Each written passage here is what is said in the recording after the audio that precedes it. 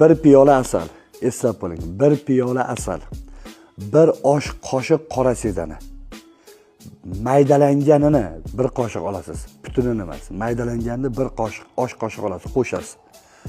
Bir piyolaga bir piyola tayyorlab qo'yganlarni ko'rdik. Unaqa qilmang. Agar bir piyola asalga bir piyola qora sedanani qo'shsangiz, ya'ni 50 kg qo'shadigan bo'lsangiz, urug'ni kuydirib qo'yadi. Zarar keltiradi organizmga. Shuning uchun bir piyolaga bir osh qoshiq qo'shiladi, shu mo'ljal. Ikkinchisi, yosh bolalarga 13 yoshdan pastiga bir piyola asalga yarim osh qoshiq qo'shib tayyorlab olasiz. Dozasida farqi bo'ladi. Xo'p, bu bir. Endi mana shu asal bilan sedanani ichishni vaqti bo'ladi. Tushuntirib beraman. Ichakni qabul qiladigan soati bo'ladi. Ichakka iching ko'proq bu narsani. 3:00 da iching. Bir hafta 10 kun iching. Kichkina choy qoshig'ida bir qoshiq olasizda, 2 ho'plam iliq suvga eritib ichib olasiz. Bo'ldi, shu xolos.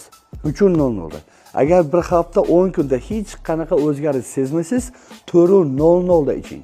Eslab qoling, kimdir ichagi 3:00 da qabul qiladi, kimdir ichagi 4:00 da qabul qiladi. Bu ma'lumotni berganimda ilgari kommentariyada shunday yozuvlar yozishganki, 3:00 desam, qaysi vaqtdagi o'ch? 24 soatda bir marta 3 bo'ladi.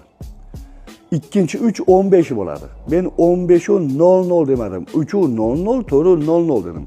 Agar boshqa 3 bo'lganda men 15:00, 16:00 deb gapirgan bo'lardim.